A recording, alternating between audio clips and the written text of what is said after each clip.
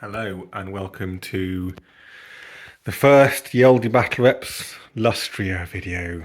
Thank you. It's here. We're almost ready to start. First of all, thank you to everyone who watched our very extensive mordheim campaign. We appreciate. Some of you stuck it out, I think, all the way through. Yeah. And I can still get. We stuck it out all the way through. We stuck it all the way through. We stuck it all the way through. But yeah. do appreciate those people who have watched a lot and commented regularly. You're still getting comments now, which is great. Yeah, it was well received. And Yeah. We really enjoyed it. We really enjoyed it, which is why we're now doing Lustria.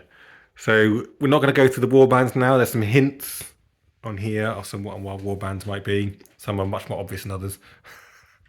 So there's a bit of every warband. There's even a couple hiding in there that aren't properly painted yet. So we're going to have 3 warbands each in this one, not 4. So it'll be a slightly shorter campaign. And what we're going to do in this video, as you can see, the board, we've got some more terrain, some more trees, some temples, bits and pieces to make it more Lustria-like. But we're now going to go through some of the rules we're going to use for Lustria. This is based on feedback we hear within the community and our own thoughts from our last campaign, and looking at the Lustria rules in particular. It's a cool setting to do, but some of the rules just seem so janky and awkward and difficult. We're just kind of not using them. Definitely do our own version that we want to do. Yeah. So just to go through the basic rules. So some of this is stuff that we had in our previous campaign. Some of this we've added on and changed, learning from the previous. So most of this first bit is all just warband rules, and then we'll go through our Lustria rules. So because we've kept the warbands from the previous campaign, we may bring them back together. These warbands have all started with 600 gold each, not 500. Because it's a shorter campaign. Leaders start with 1 skill, same as we had before. Half price armour, apart from shields and helmets. Yeah. So basically half price suits of armour, I should say, isn't it? Now we've introduced, this is very much an individual for us, I think. We got a special rule for our big guys. So you can see it's a croc skull and a bone giant and a giant squig over there. If your big guy dies, and doesn't count hired swords, if you've got a big guy that dies and dies completely off your roster, it's not removed from the roster. We're teaching it as kind of like chronically wounded, let's go, it's not terminally, chronically wounded. And you have to gradually pay back half of the starting value of your big guy, and then you can have it back again. So if you've got a model that cost 200 when you bought it, if you can pay back 100, you get it back. Softens the blow a little bit.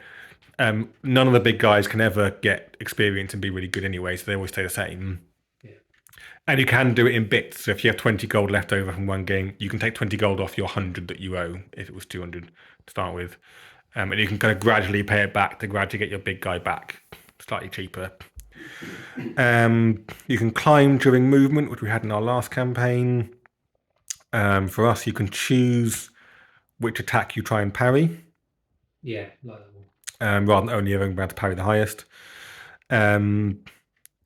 Dual swords and sword plus buckler gives you 2 parries, which I think we also did last time. We had way more parries. I think we said you could parry 1 of every attacker. Yeah, so that's something we changed. You can only ever parry 1 or 2 weapons per combat. So if you've got 2 swords and you're in combat with 2 people and you use all your parries up on the first guy, you get no parries on the second one.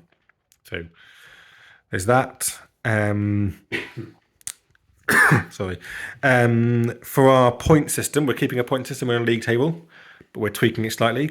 It'll be 3 points for a win, 1 point for a rout, and no points for a voluntary rout this time. Yeah. That's a change from last time. Last time it was 1 point for a voluntary and no points for a rout. So we flipped it.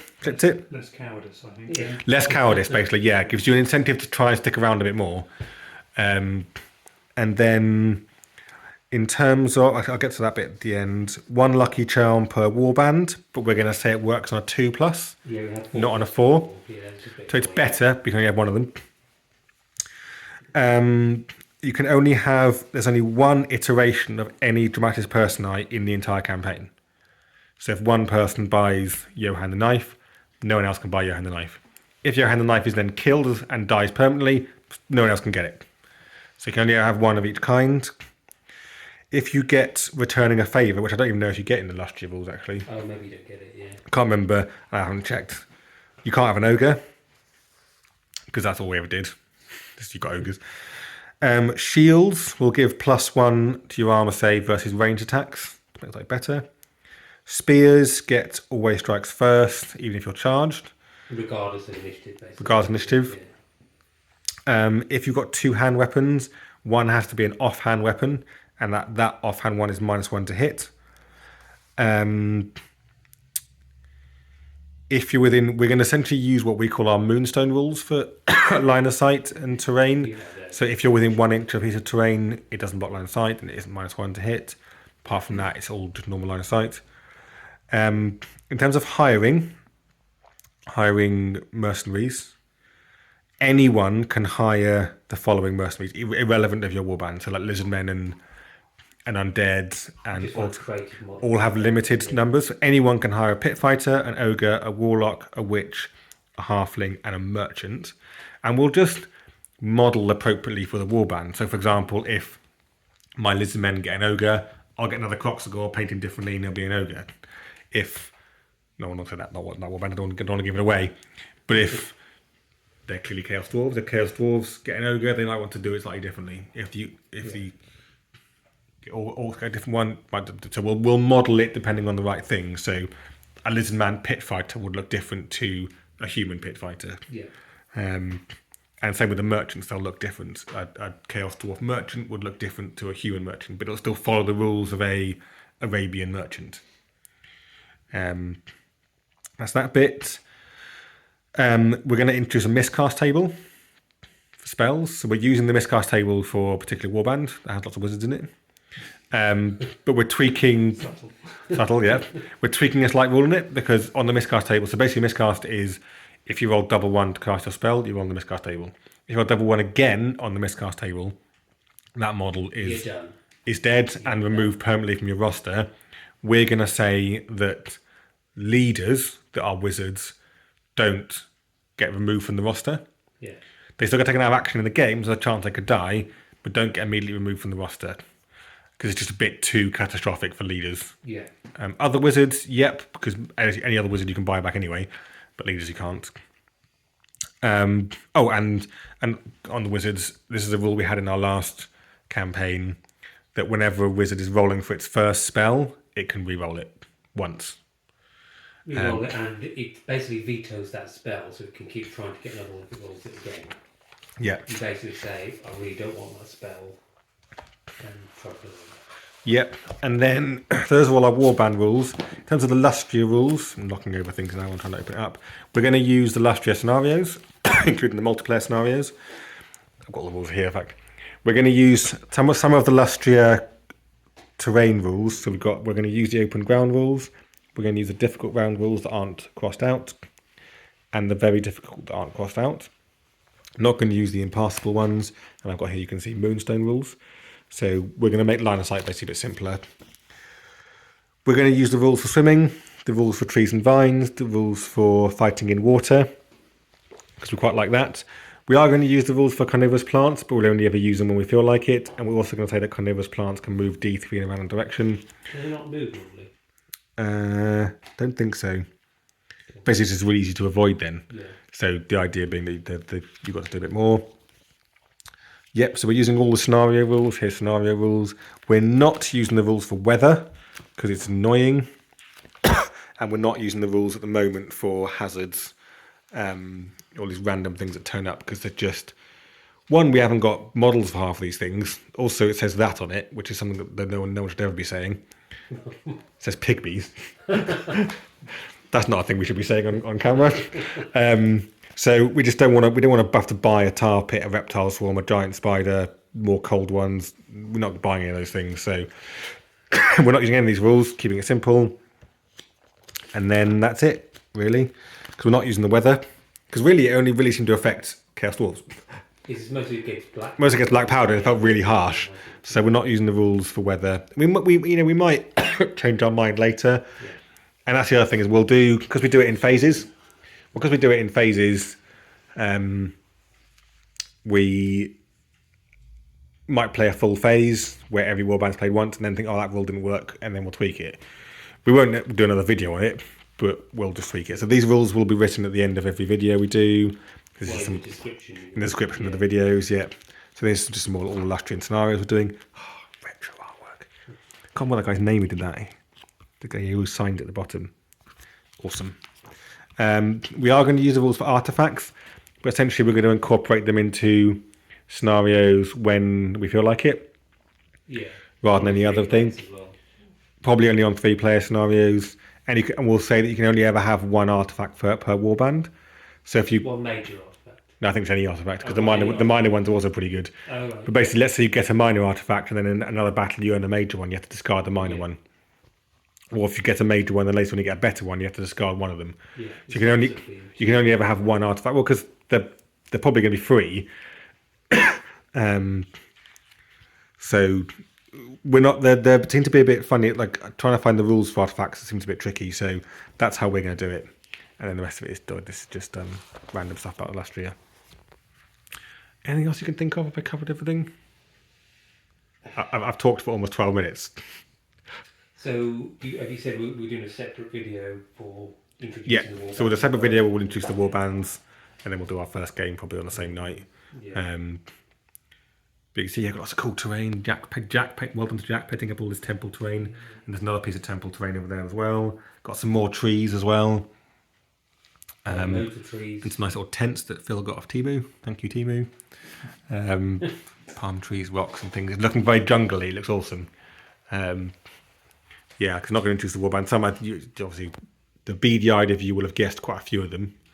But I'm trying to hide some of the slightly less obvious ones. But yeah, all new warbands. In fact, all of the warbands we're using... Oh no, you're using Lizardmen. Lizardmen. Yeah.